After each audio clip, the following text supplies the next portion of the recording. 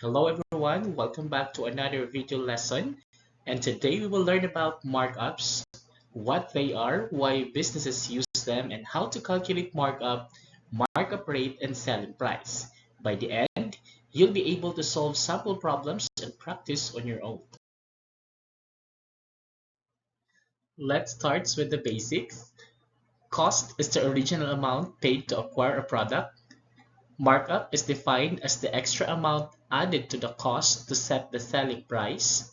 Selling price is the amount the customer pays, so markup is basically the profit margin added on top of the cost. Here are the key formulas that we will use in this lesson. To determine the markup, we will be using the following formulas. First, markup is equal to cost times markup rate. Another formula is markup is equal to selling price minus cost. To determine our rate, we have the formula markup rate is equal to markup divided by cost price times 100. To determine our selling price, we can use the formula cost plus markup or cost times 1 plus markup rate.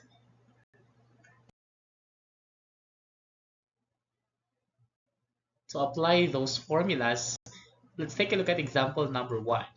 A buy and sell store purchased a product that cost 11,250 pesos. If the owner wants to have a markup of 15%, how much is the markup and the selling price? To solve this, we will be using the formula markup is equal to cost times markup rate. From our problem, we have the cost, which is 11,250, and we have our markup rate, which is 15%. So that means our markup is equal to 11,250 times 0.15, that gives us 1,687.50. After getting the markup, we'll be getting our selling price by using the formula selling price is equal to cost plus our markup. From our given in the problem, we have the cost, which is 11,250, and from our computed markup, we have 1,687.50. Adding these two values, we will obtain the selling price, which is 12,937.50. The alternative way of solving this problem is by using the formula selling price is equal to cost times 1 plus markup rate. From our given again, we have the cost, which is 11,250, and we have the markup rate, which is 15%. By substituting these values in the formula, we will have 11,250 times 1 plus 0.15. In simplifying this part, 1 plus 0.15, that gives us 1.15, and multiplying it to 11,250, that gives us a selling price of 12,937.50. After that, we can now get our markup by using the formula markup is equal to our selling price minus cost. Knowing that our selling price is 12,937.50 and our cost is 11,250, by subtracting these values, we will obtain 1,687.50. Both methods give us the same answer for our selling price and for our markup. For our second example, a trader bought a product worth 5,000 pesos and sold it for 5,750 pesos. So how much is the markup, and find the markup rate? To determine the markup, we will be using the formula markup is equal to selling price minus cost. From our problem, our selling price is 5,750 and our cost is 5,000. By subtracting these two values, we will obtain 750 pesos. After getting our markup, we then solve for our markup rate. Now, markup rate can be obtained by using the formula markup divided by cost times 100. By substituting the value for our markup for our cost, we will have 750 divided by 5,000 times 100. And by simplifying this, we will obtain 0.15 times 100, which gives us 15%. So the trader added a 15% markup. For our third problem, Welmar sold a laptop at 18,400 pesos. If he already added a 15% markup, how much is the cost of the laptop? Now, to solve that problem, we'll go back to our formula box. We have the following formulas. Let's identify which of them includes the following quantities. We have the selling price, we have the cost, and we have the markup rate. By looking at these five formulas, we can see that formula number 5 includes those three values.